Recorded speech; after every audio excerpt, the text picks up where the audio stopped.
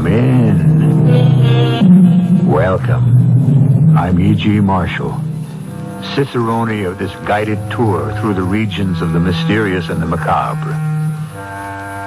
Every man has his price, or so we are told. Some of us may protest that we are not for sale, and we may even be convinced of it. However, one should really refrain from making such statements until one has turned down an offer. The cynical view is that human beings are like the stock market.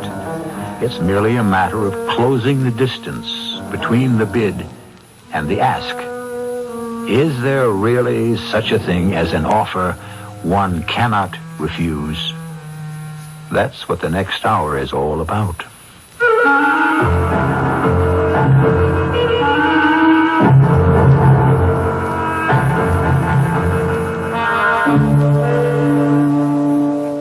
Our mystery drama, $1 Million Murder, was written especially for the Mystery Theater by Sam Dan and stars Mandel Kramer.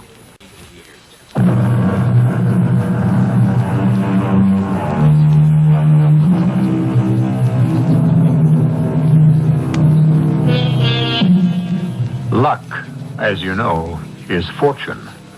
Of course, that's good luck. On the other hand, we have bad luck. The way it works, most people average out, which brings us to the law of averages, which says that over the course of your lifetime, you can expect luck to break 50-50. Well, some people can get each 50% all at once. Here we have Richard F. Nelson. Till recently, he's had nothing but good luck. But these past several months, he's taken one blow after another. He's 35, half his allotted 70. Is bad luck to be the pattern for the rest of his life? Come in. Jerry, come on in, sit down. Dick, What's the matter? What's the long face? Well, I guess there's no other way to say it except to say it. I'm leaving. You what? I got another offer. You're walking out on me in the middle of the season? Dick, I can't turn it down. The money's twice as good. I taught you everything you know. I made you my production foreman. I've got my future to think about. What are you giving me? 2 weeks. As far as I'm concerned, you can walk out of here right now. Pick up your money and beat it. Okay, Dick, if that's the way you feel. Jerry, wait a minute. I'm sorry. I had no right to talk to you like that. Actually, I should be happy that you're getting a break. Dick, believe me, if it wasn't for the money... Come on. You're not supposed to spend your life out here in the sticks. You don't really owe me anything. Where's the job? Imperial Furniture. Oh, that's big time. I don't even know how they ever heard of me. Well, word gets around. You're a top man, Jerry. Well, I sort of felt you'd be glad for me, Dick, because that's the kind of guy you are. It's just that so many things have been going wrong lately. I guess I'm just a little off stride, that's all. Well, you know, my assistant's a pretty good man. But don't worry about it. We'll survive. Anyhow, good luck. Thanks, Dick. And let's have dinner one night before you go. Well, I'm going to be working overtime to the last minute. I want to leave you in good shape. Oh, by the way, that northern cherry wood I wanted to use for the sofa frames, it didn't come in. What do you mean didn't come in? We should have had delivery a week ago. Look, you get back to the shop. I'll handle it. Sure. Yes? Millie, get me George Cawley, please. Yes, Mr. Nelson. And I have a call from Edward Jerome of Western States Merchandisers. Will you talk to him? Will I talk to him? What do you think? Yes, sir. I have Mr. Nelson for you now, Mr. Jerome. Hello, Dick. Eddie, what's new? Dick, I'm calling to tell you that we have to cancel. What? I just got word this morning. Cancel? It's direct from the 8th floor. Eddie, we made a lot of those chairs to your particular specifications. Well, that was just part of, an informal understanding. But why, Eddie? I don't know. I guess all of a sudden classic is out and modern is in. Eddie, practically all of it is made, packed, ready to ship. Believe me, Dick, I understand. Do you know what I've got tied up in that order? Yeah, I know, and I'm sorry. Look, well, can't you salvage even a piece of it for me? I tried. Dick, you know I tried. But they shot me down. I'm really sorry, Dick. I'll be talking to you. Yeah, okay. I could almost believe it's a plot. What now? Yes? I have Mr. George Cawley. Oh, thanks. Go ahead, Mr. Cawley. Hi, Dick. What's on your mind? Where in blazes is my cherry wood? Oh, Well? well, Dick, I'm sorry. What happened is there's no record of your ordering any. No, what do you mean? It's a standing order. Well, actually, it's kind of an understood order. I don't care what it is. I've been getting that shipment every month for over a year. Look, here's what happened.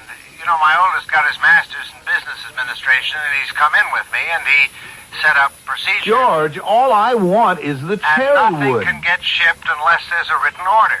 And the shipping clerk must have forgotten to tell him. Dick, I'm really embarrassed. Well, look, forget it. How quickly can you load a truck and get it out here? Well, that's the problem, Dick. I don't think I've got 10 feet left in the warehouse. George, I have to fill a special order for a New York chain. I'm sorry. It was a terrible misunderstanding, but I'll make sure you're taken care of next month. Next month? I have to wait 30 days? Well, I hope it's only 30 days. You know how scarce that stuff is getting. All right. Thanks, Dick. For what? Well, for being so understanding. The average guy would have flipped his lid. Sure. Goodbye, George. Yes, Mr. Nelson. Millie, for the rest of the day, I don't want to hear any bad news. You understand? Please, Mr. Nelson, it isn't my fault. I'm going to the club for lunch. What could happen to me there?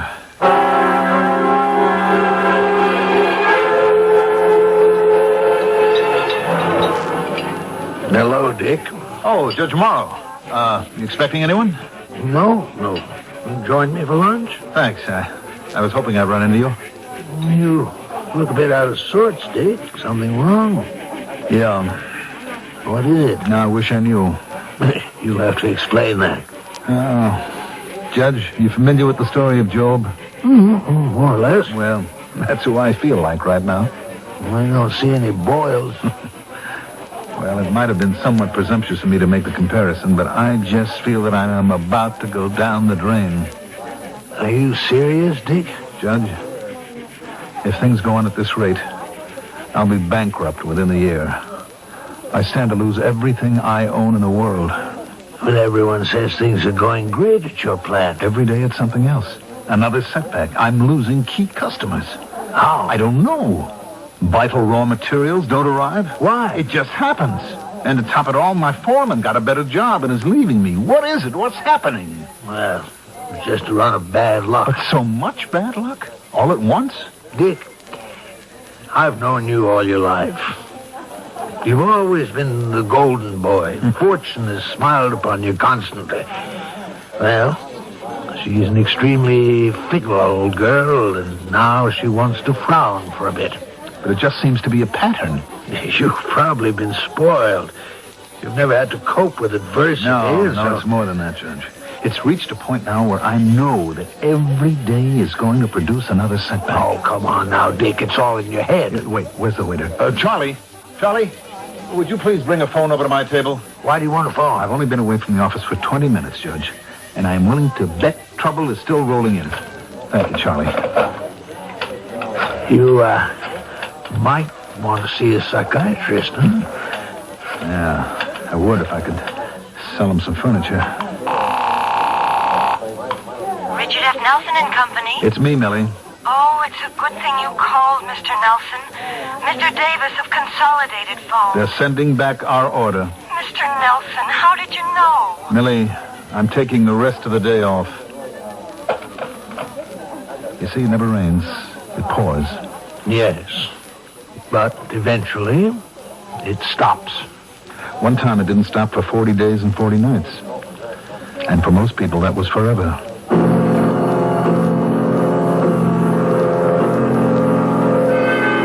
You don't have to let Jerry Lyons go according to the union contract. I know I can keep him for a full year on a technicality, but what's the good of it? He'd be unhappy. And why did you let George Cawley off the hook? Dorothy, what was there I could do? You know what probably happened. Somebody needed that wood badly, offered him a higher price. Oh, come on, George Cawley isn't that kind of a guy. You're not that kind of a guy. And so you want to believe the best about everyone else. And Eddie Jerome? Maybe the time has come to reach a certain understanding with Eddie. What are you talking about? Maybe Eddie wants to be taken care of. Dorothy, you know I've never done business that way. Maybe it's time you thought about What it. are you saying? I don't know, Dick. I just... I never heard you talk like that about things like bribery and... I know. But maybe that's the way business has to be conducted these days. Maybe you and I have lived a kind of a charmed life so far. Maybe we were shielded from reality. Look, I have always prided myself on being ethical and honest. Maybe I'm being punished for For what? hubris, pride. Who knows? Hello. Who are you? How did you get in? May I introduce myself? My name is Althea Beaumont. Your door was open, and so I... What is it you want? What do I want? First, may I sit down? Thank you. How are things at Richard F. Nelson and Company, manufacturers of fine furniture? Well, miss, it's... Mrs. Although Mr. Beaumont has left us these past 5 years. We don't want to seem inhospitable, but... Of course. So, let us get to business. Business? Yes.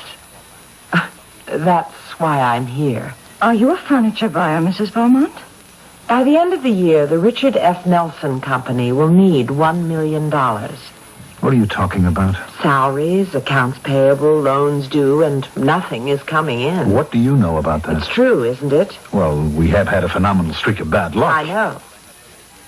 And that's why I'm here.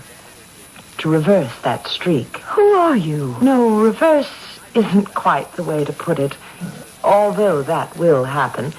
No, what I should have said is that I'm here to help you ride out that run of bad luck. In short, Mr. Nelson, I should like to offer you $1 million. As a loan? Oh, no, as a gift. Why would you want to make us a gift of $1 million? What, Dick, this woman is crazy. Darling, that's no way to... Of course it is. It's a sound, practical, feminine reaction. And you should verify me first. Here's my card. And here are some banks you should call, and this brokerage firm. I've authorized them to answer your questions. And I shall expect you to have lunch with me at my suite tomorrow at 1. But why should you want to give my husband $1 million? My dear Mrs. Nelson, should one look a gift horse in the mouth?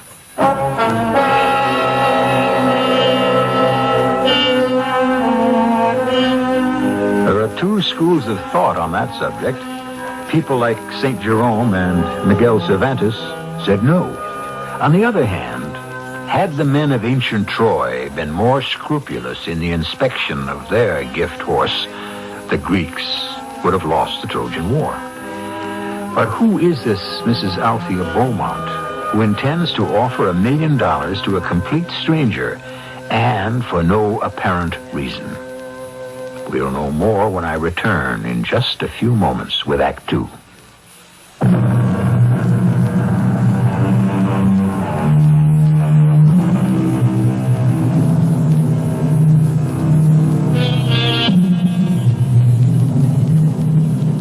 Does luck, good or bad, follow a pattern? According to the law of averages, you're supposed to get an equal part of each over the course of your lifetime.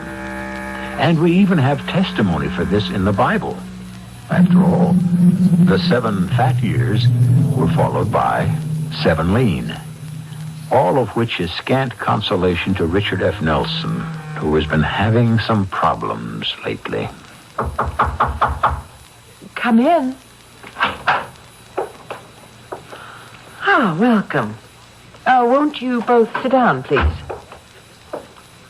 Now, Mr. Nelson, Mrs. Nelson, have you investigated me? Well, we made some calls. And? We discovered that you're a fabulously wealthy woman, Mrs. Beaumont. Fabulously wealthy.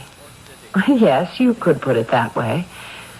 And so you have ascertained that I am capable of giving you $1 million if I choose. Yes, but we can't understand why should you choose... Well, I expect you to perform a small service for me in return, of course. Are we supposed to sell our souls to the devil? Dorothy. What a remarkable notion. Oh, please.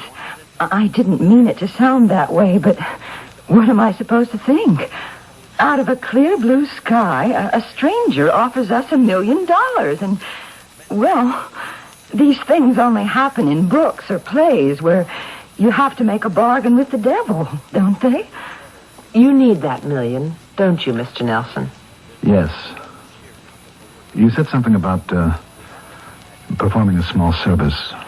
Oh, yes. And I don't think it's too much to ask, considering that I'm willing to pay $1 million for it. What do you want us to do? Do you know Judge Walter K. Morrow? Know him. He's my dearest, closest friend. The judge has been like a father to Dick all these years. What about the judge? I want you to kill him. What did you say? I believe you heard me. Dick, I'm frightened. She's a mad woman. I would disagree. You can't be serious. Kill Judge Morrow? For $1 million. You are a sick woman. It isn't worth $1 million to you? I shall have to report this to the police. What will you report to the police? Who would believe such a ridiculous-sounding accusation? Then you admit it's ridiculous. No. I only said it sounds ridiculous. I don't believe we have anything further to discuss. I agree. We have discussed enough for one day. Sleep on it. Mrs. Beaumont, you are an evil, vicious woman. You may feel differently tomorrow. About murder? Never. You know where to find me. I'm sorry, Dick. We can't afford you anymore. I counted on that order. The merchandise is just too expensive. But it's highest quality. It's the best workmanship, the raw materials. I know, but we can't sell it. Maybe the public doesn't appreciate it. Look, isn't there any way that we can do some business this year? Well, you'd have to give us a better price. How much better? Say, 30% better. 30%? How can I do 30% better? Cut corners. Cut corners? Take out the quality? Our customers don't understand quality. Therefore, we don't demand it. And so you don't have to put it in. I wouldn't know how to do business that way. I understand your problem.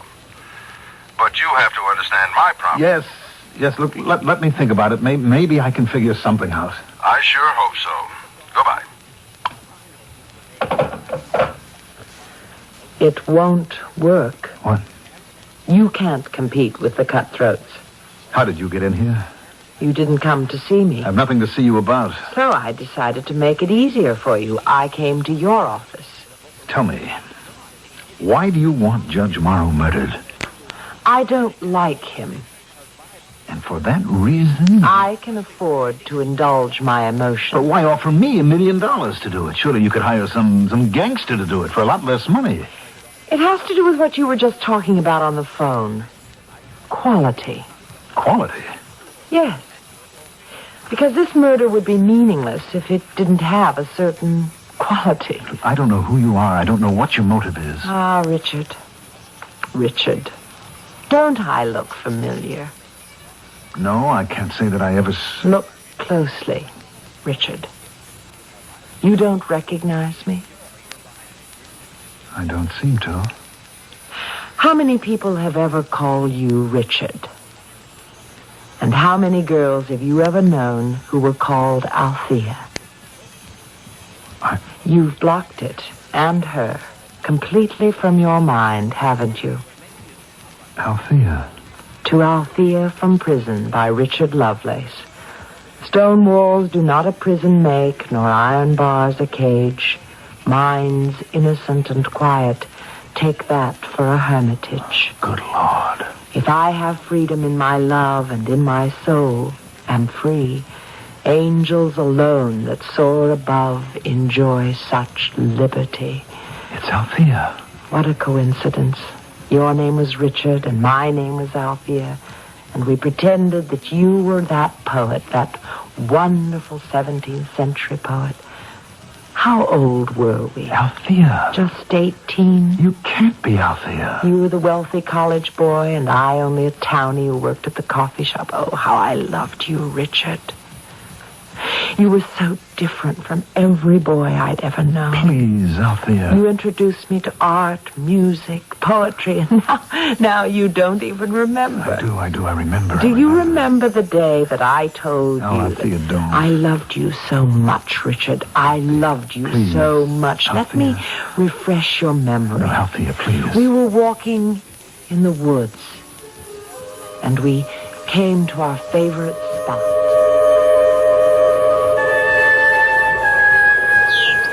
Althea, darling. Tell me you love me, Richard. Oh, tell me. I love you.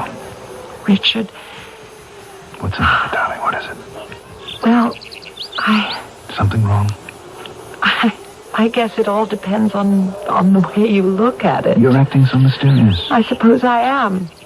It is the eternal mystery, the age-old mystery, the ever-new mystery of life and birth. Althea, what are you saying? I'm saying that you and I are going to... Althea. Are you sorry, Richard? Sorry. Oh, my darling. Darling, I'm so happy. Are you sure? Yes. Well, we'll have to get married. Oh, Richard. You're the only girl I've ever loved, Althea. We're going to be married sooner or later.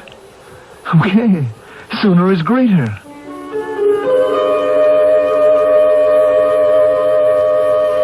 That was on a Sunday. I remember it. It was my day off.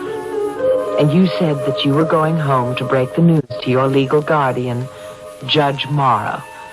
And the following week you came back, and the distinguished jurist. He was with you. Must have been quite a week, because... At 18, marriage is out of the question for Richard. But we're going to have a baby. Richard, aren't you going to say anything? Why, dear girl, you gambled and lost. What does that mean? Don't force me to be blunt. Richard, what we did was because we were in love. Tell him that, Richard. Richard cannot and must not marry you. It will destroy his career and the plans I've made for him. Richard, aren't you going to say anything? Richard and I have discussed this matter from every viewpoint, and we have reached the same conclusion. Richard, please, Richard, I won't let you leave me. I won't give you up. I'll kill myself. Althea, no. Be quiet, Richard. We have here a determined and consummate little actress. Judge, Richard, we discussed this thoroughly.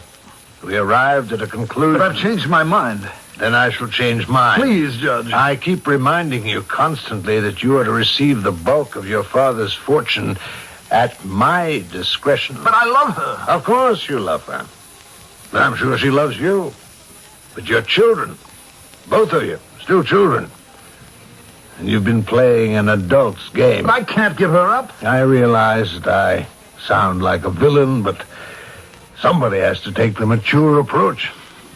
Now, Althea, we'll take care of all your expenses. I don't want your money. There's no reason why Dick shouldn't pay for his mistake. His mistake? Richard, tell me, was it a mistake? Was it?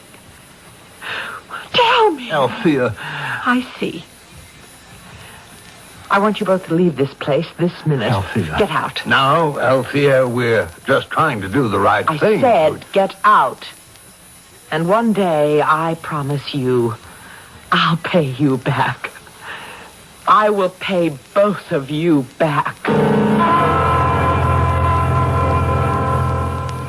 And here I am, Richard, ready to keep my promise. Althea, what happened to the child? Do you really care? Yes. The day doesn't go by that I don't think about. I don't know what happened to the baby. In those days, they made you give them up. It isn't the way it is today. Back then, it was a shame, a sin, a stigma for an unmarried girl. Who knows what happened to him? Althea, it's over. And I've suffered as much as you have. Oh, no, you haven't. Believe me, you haven't. You don't look as if you're suffering. Oh, I'm the elegant lady now. But I had 10 bad years before I met Jack Beaumont. He was attracted to me because I reminded him of a half-drowned kitten, Jack Beaumont. Have you ever heard of him? No, Happy Jack, the wildcatter. One day the drill would strike oil, he'd be worth millions. The next day he'd be flat broke. Fortunately for me, he died on a day he was rich. Althea, I have repented every waking and every sleeping moment. Have you? Look, what I did to you was wrong. I've spent my life trying to make up for it. Have you? I've tried to be honest, to be ethical. Ask about me. Ask anyone in town. I'm the most trustworthy... You're a phony. When I was a child, I was impressed. But the truth is, Richard, you are a hollow man. You have no real convictions. In the end, you'll always sell yourself to the highest bidder. Excuse me. Hello? Mr. Nelson, I have Mr. Southworth on the phone. Oh, from the bank. Tell him I stepped out of the office. But he says it's very important. I'm out of the office and I can't talk to him. You have some notes overdue at the bank. How do you know? I own the bank. What? I'm the majority stockholder.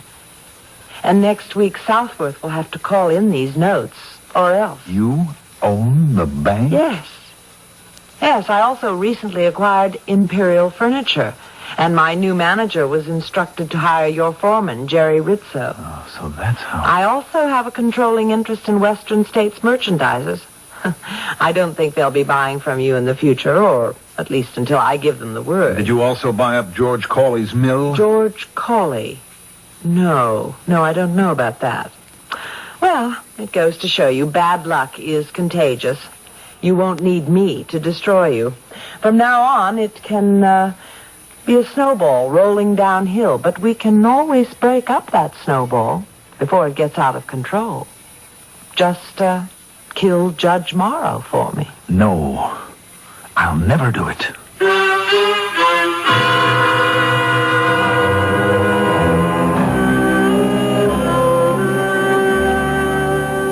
Never, as we all know, is a long, long time. Actually, it's the same as forever. And things have a way of falling into different perspectives, and circumstances can alter cases. Man is nothing if not flexible. Well, will he or won't he? The third act is coming up in just a few moments.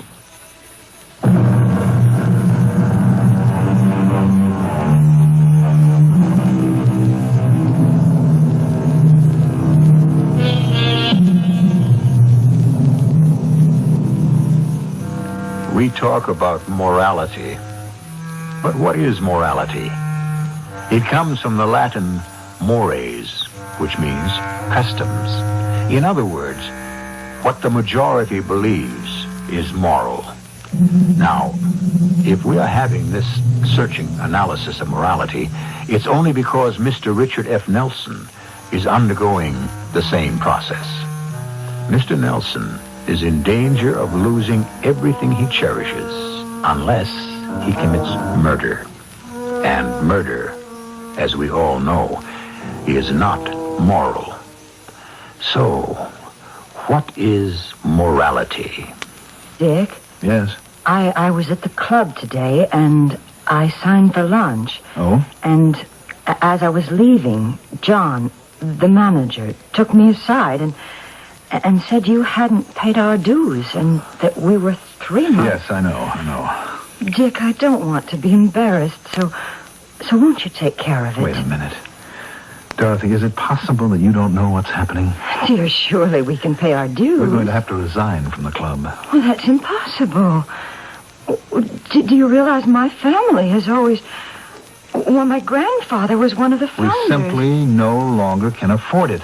What am I going to say to people? I don't know, and I don't care. Well, that's no way to talk to me. Look, you're going to have to sign this paper for me. Why? I'm taking a second mortgage on the house, and I need your signature. But this is really my house. Dorothy, I have a note coming due at the bank. Daddy gave it to us for a wedding present, but he really meant for me to have My it. darling, we are facing bankruptcy. I don't understand. This Althea Beaumont woman is out to destroy us. Oh, why? What have you ever done to her? Nothing. Nothing. Now, look. I can make it. Despite everything, with the mortgage on the house, so we can pawn some of your jewelry. But... We have no choice, darling. Just a minute.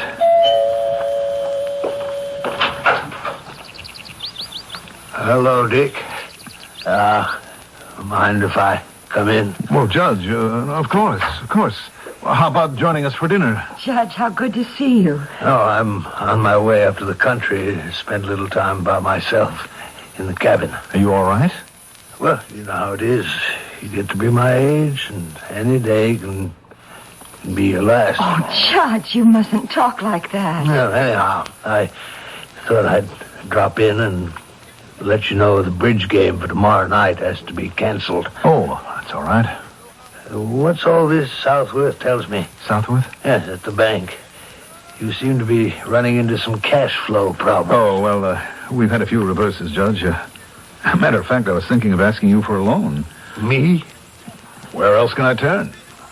My boy, 15 years ago, I gave you all the money you were ever going to get from me. Judge, times happen to be very tough. It's tough times that bring out the best in people.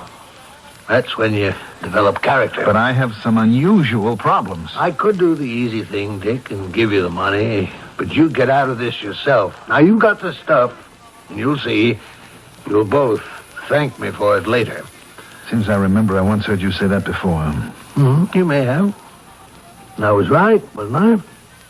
Well, goodbye. I'll probably be back for the weekend.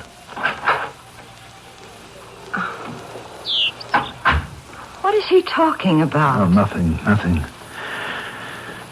All right, now I can raise $80,000 on the house, and the jewels would be another $50,000. And we have the Persian rugs and the porcelain and the silver. Dick! I'll be able to pay the interest and meet the payroll. All I need is some breathing room, Dorothy, and I'll beat this thing. Just stand by me, darling. Stand by me, promise. I promise.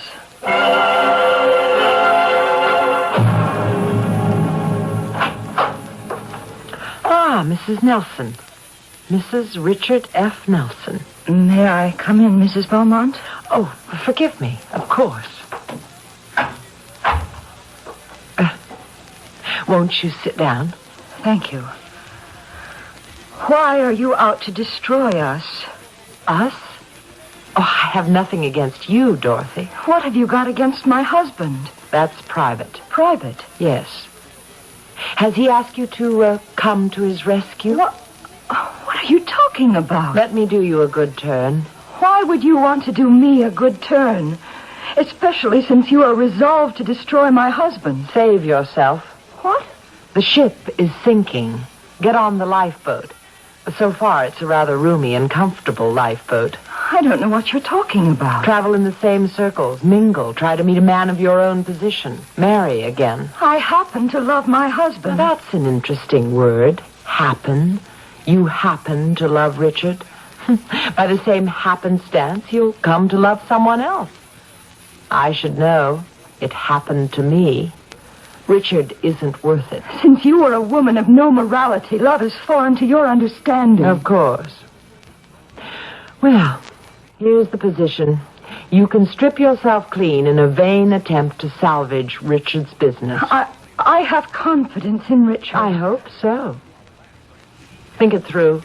You won't have a penny to your name, and neither will Richard. Are you equipped for a life of poverty, Mrs. Nelson? It's a woman's duty to stand by her husband. You show promise and even progress. First you would stand by him because you love him, now because it's your duty. Yes, indeed. We are really getting somewhere.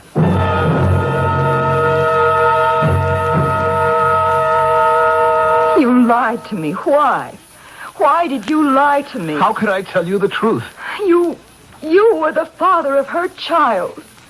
Oh, good Lord, it sounds like a melodrama. I was young, stupid. Now you're older and not much wiser. Didn't you ever make a mistake? Yes, I married you. Dorothy. I guessed wrong. I never had the courage to bring it out into the open. But now I can face it. My share of our money won't save you. Dorothy, you have to help me. I have nowhere else to go. Yes, you have. What are you saying? You know what I'm saying. Are you telling me to kill Judge Morrow? I'm only saying you have an alternative. Do you think for one moment that I would? I don't know. I just can't stand any more of this. It's impossible for me to stay with you any longer. Just as it was impossible for you to stay with her once.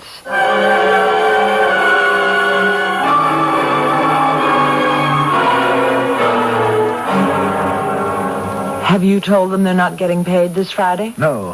What business is it of yours? My bank holds your note. Oh, poor Richard. Actually, there can be plenty of money here by Friday and plenty of orders. You get out of here before I forget I'm a gentleman. Are you going to shoot Judge Morrow for me, Richard? I won't even dignify that with an answer. It would be different if you really had scruples, but in the end, you always do what's best for Richard. You don't know me. I made an adolescent mistake. I'm different now. Actually, the trouble is the judge. He talked you out of marrying me. What business was it of his? You married Dorothy. Did she really love you? Well, yes, in her way. But where is she now, Richard? You're in a jam. The judge could help you. Has he offered to lend you even one copper penny? I'll starve if I have to. Brave words. And I mean them. I'll get a job. Doing what? Anything. Oh, those anything jobs won't support you at the country club. I don't need the club. I won't commit murder. Southworth will have to close you down on Friday. Let him close me then and be damned. Richard F. Nelson and Company, fine furniture, the end of 4 generations. So be it. Hello? Dick, Oh, yes, Judge. I'm feeling kind of poorly. What's wrong? Well, old age, mostly, I guess. Why don't you take a run up here tomorrow and keep me company a bit? Oh, Judge, I'd really appreciate it. All right. Good boy, Dick. Well, that was the author of all your problems. Why don't you go up there and kill him? I don't have to kill him. And I've got the last laugh on you. It looks like he's going to die soon, and he's leaving everything to me. Oh, I'm afraid he isn't. Oh, but he promised me. Did he? Barrows and Connolly are his attorneys.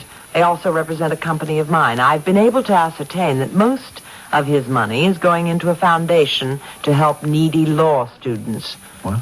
But He's not going to leave you anything. But why should you care? After all, you still have your integrity. Why do you want me to kill him? He deserves to die. He's an evil, meddling old man. That's not for us to judge. I know, but we do it all the time. Althea, isn't there any tenderness left? Any memory at all of the sweet times we knew when we were young? The judge will die soon anyhow. He has to. He's sick. It isn't as if you were robbing a man of full, rich life. I don't want to hear anymore. Who's to know? Who's to suspect?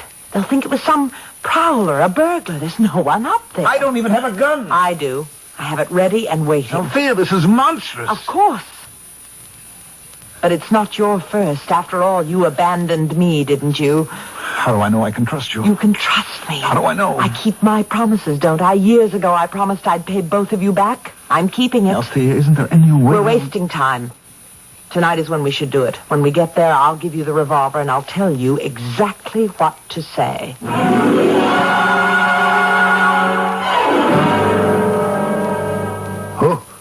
Who's there? I say, who's there? It's me, Judge. Oh, Dick. I thought you weren't coming up until tomorrow. Here, let me turn on the light. Who's that with you? You don't remember me, Judge? Oh, who are you? I'm the girl who gambled and lost. Stop talking in riddles. I'm Althea, Judge. The town girl who wasn't good enough to marry Richard. Dick, what's the meaning of... The meaning is that I promised to pay you back, and I'm giving Dick $1 million to kill you. Well, this is crazy. Show him the revolver, Richard. This is a joke. It's Nobody should joke with a loaded .38 in his hand. Dick, after all I've done for you. What have you done for him lately? I swear to you, I'll leave you everything in my will. Here, I'll even write it out now and sign it. Can you give him $1 million? No, you don't have that much, and that's my bid. Dick, you can't kill me. I've known you since you were... Shoot him. I can't. He looks at me like that. I can't. Southwick will foreclose in the morning. Shoot him. No, don't. I can't kill him. I can't. I don't want your money. That's childish. You need money for so many things. Payroll, the bank loan. Shoot him. No, Richard. Shoot him. I'm sorry. Please, Richard. You're a meddling old fool. No. That's it, Richard. Get angry. You've ruined my life. That's it. On account of you, I lost the only girl I ever loved. No. Why shouldn't I kill for $1 million? I ought to kill you for nothing. Bravo, Richard. Bravo. He doesn't die. Look at him. He doesn't die. Richard. You're wasting your time, Richard. Those are blank cartridges. Blanks. I proved my point. You are a scoundrel. And now I am over you completely. Over me? If only you had told me to take my money and go to blazes. If only you had meant it. Well, goodbye, Richard. Goodbye, Judge. I hope you will remain fast friends.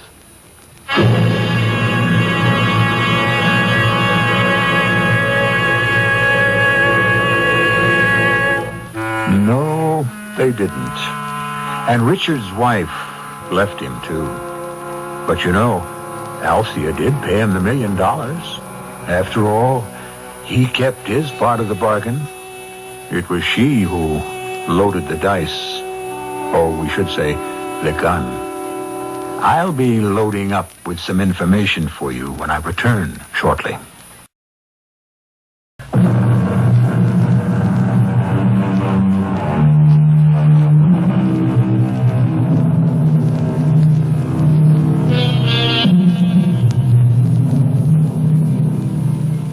I wouldn't do it for $1 million.